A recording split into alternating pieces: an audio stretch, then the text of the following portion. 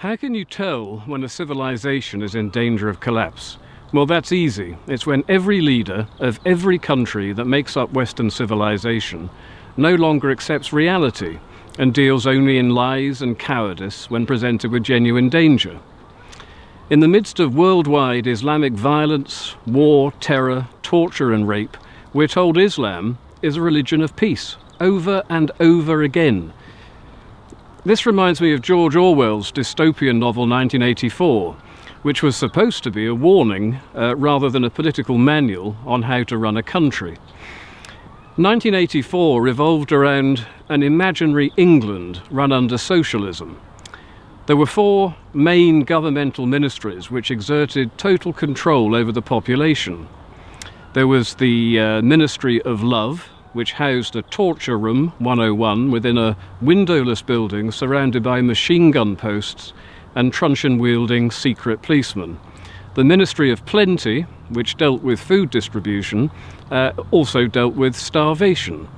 The Ministry of Truth, which dealt in rewriting history via lies and propaganda, and the Ministry of Peace, which dealt in perpetual war with Oceania and Eurasia. David Cameron and other Western leaders don't appear to have read 1984. Every time I hear them say that Islam is a religion of peace, I am constantly reminded of Orwell's doublethink and newspeak 1984. It's a sign of total cowardice to state Islam is peaceful, when it is undoubtedly an ideology of supremacism and war. Islam is the Quran is Muhammad, and Muhammad was a warlord and a murderer. Now, Mecca today is the international shrine to Muhammad, but it didn't used to be. First he had to defeat the Meccans when they laid siege to his exiled home in Medina.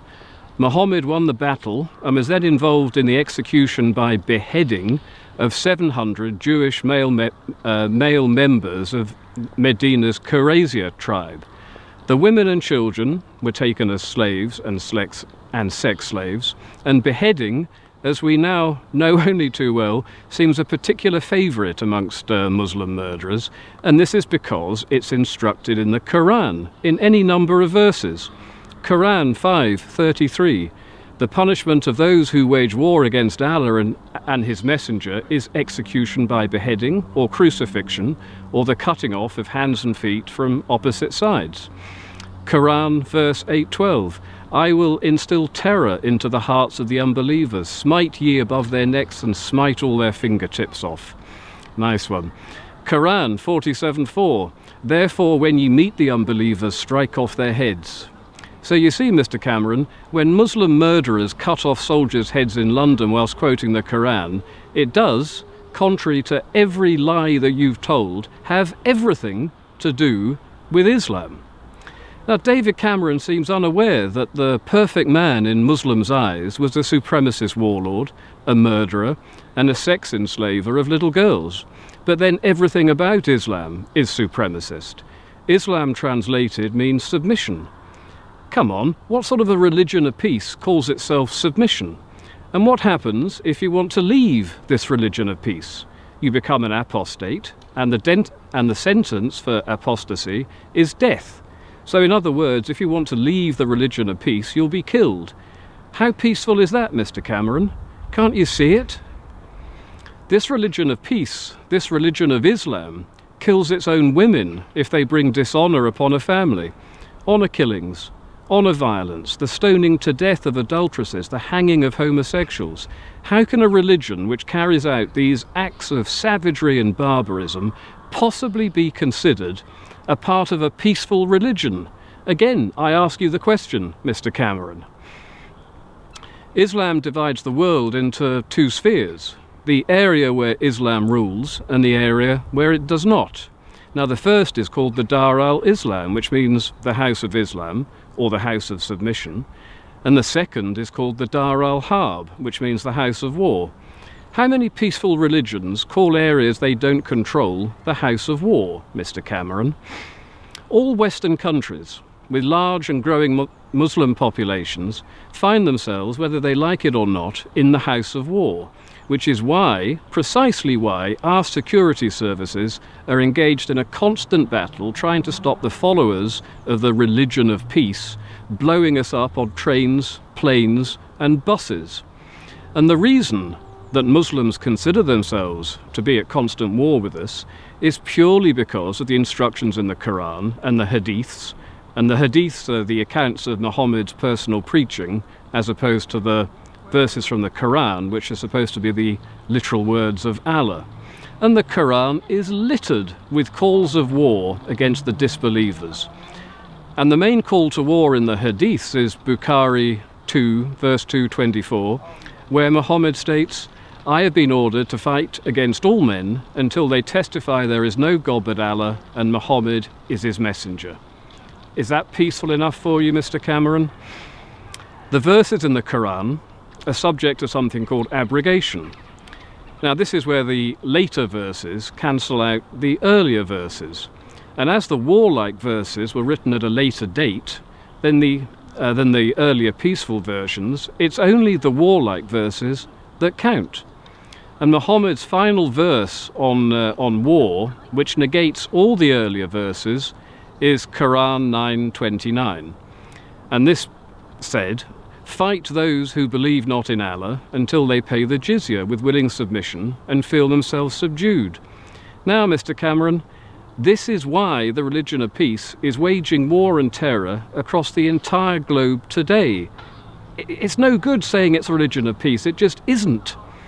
And good old Muhammad, he wasn't just a warlord, he was also a rapist and a sex slaver, which is exactly why we see rape and sex slavery happening today, and not just in Syria, but in towns and cities all across the West, wherever there are large numbers of Muslims. Notably Malmö in Sweden, which is now the rape capital of Europe, closely followed by Rotherham in England, and any number of other cities and towns. There are a number of Quranic verses calling for sex slavery, and whenever there's a mention in the Quran of this, it's always who your right hand possesses. And when Muhammad says that, he's talking specifically about slaves. So Quran verse 33:50 states, "O Prophet, we have made lawful to thee thy wives, to whom thou hast paid their dowers, and those whom thy right hand possesses, out of the prisoners of war whom Allah has assigned to thee." Slaves, sex slaves. Quran 44:24 states, "And all married women are forbidden unto you, save those whom your right hands possess." Now, what Muhammad is saying here is that even sex with married slaves is permissible. And the Islamic State, ISIS, Islamic State, is currently, right now today, selling sex slaves in Syria, as are Boko Haram in Nigeria, and Britain has recently passed a new sex slavery bill in an attempt to halt sex slavery in England, which is yet another aspect of cultural enrichment we are supposed to celebrate that we didn't used to have to do before Islam arrived on our shores. And the reason why modern-day Muslims rape young girls in Western countries is because they don't recognize non-Muslim or infidel laws anyway, but young girls are deemed sexually permissible to Muslims in England because their perfect man Muhammad married one of his wives, Aisha, when she was 6, and consummated the marriage when she was 9. But you don't consummate a marriage with a 9-year-old girl, you rape her. And the Muslim rape epidemic carried out against non-Muslim underage girls in Britain is specifically down to Muhammad and the Quran.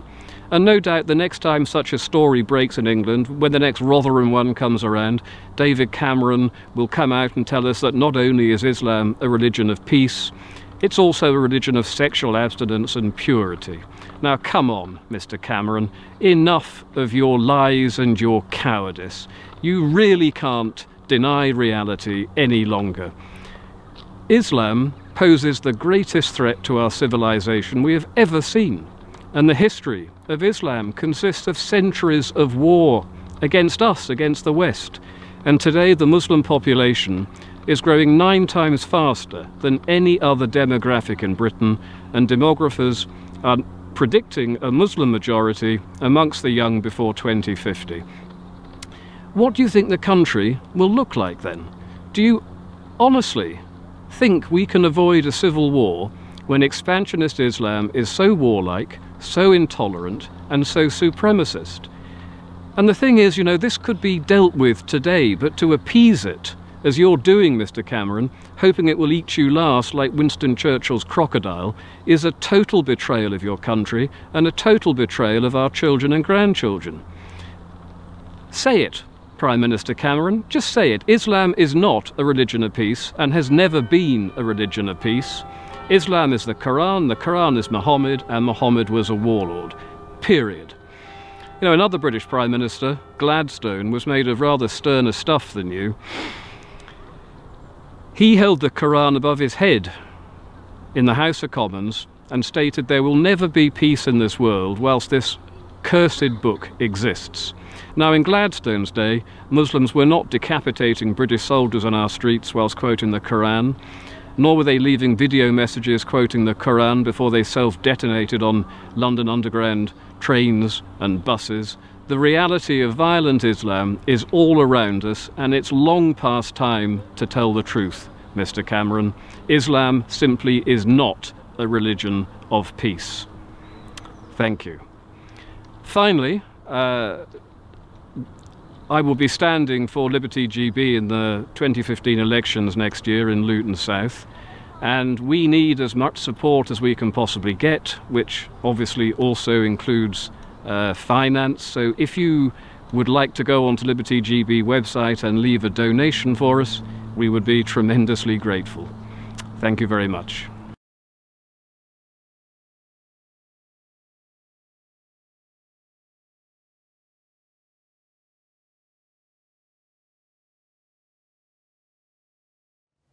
It was Günter Grass, Nobel Prize winner of Germany, who recently said that Israel was a greater threat to world peace than Iran. Why is this so? I grew up as a Jew, and I will tell you why. You see, I was indoctrinated from childhood with the belief that I belonged to a persecuted people and that every Gentile was a potential enemy. Thus, I was to be wary of the Gentiles who, as Abe Foxman puts it, are infected with anti-Semitism. I want to talk about some of the specifics of this report. Abraham Foxman is the National Director with the Anti-Defamation League. He is in our studio in New York. Hey there, Abe. Let's dig a little deeper into this report. What do you think are the most important takeaways? I remember when we started doing the surveys in the 60s, approximately 30% of the American people were infected with serious anti-Semitism. Now, transfer this fear of contagion to Israel, armed to the teeth with nuclear weapons, and you have a nation ready to wage war against the entire world. You see, Israel maintains a state of perpetual hostility with its neighbors and an expansionist policy of a greater Israel extending from Morocco to Afghanistan and beyond. Syria is next on Israel's hit list to split it into competing Islamic militias so that it poses no obstacle to Jewry's quest for global dominance. The victims will be Syrian Christians, of whom Israel and its puppet state, godless America, have no scruples in seeing them murdered into extinction. And with Israel being recognized as a legitimate state with diplomatic residencies throughout the world, it pursues, through local Jewish lobbies, a political agenda that is destructive both to national stability and world peace. For on the one hand, you have the affirmation by the Western world, insisted upon by global Jewry, of a Jewish state, which means nothing less than an antichrist entity with diplomatic credentials. But, on the other hand, you have the surrender by the Western world, manipulated by world Jewry, of their sovereign right to shape their own national interests and identities. Is it any coincidence, then, that the Jewish-inspired Bolshevik Revolution that initiated the obliteration of nation-states and the triumph of Zionism that affirmed the sovereignty of one nation alone, Israel, occurred at the very same time during the final days of World War I? And ever since, an international ruling class has emerged with Jerusalem as its center, which the biblical book of the Revelation calls spiritual Egypt and Sodom and Gomorrah. The Lord rained fire down upon Sodom and Gomorrah, the Bible tells us. And now it appears The only way the beast of global Zionism can be destroyed is by a second fire.